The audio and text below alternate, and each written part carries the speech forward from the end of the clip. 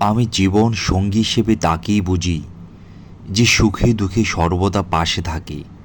রাগ অভিমান হলে কখনো রাগের মাথায় অসম্মান করে না, যে কোনো পরিস্থিতিতে স্মরণ রাখে সে আমার একান্ত মানুষ, ভালোবাসার মানুষ।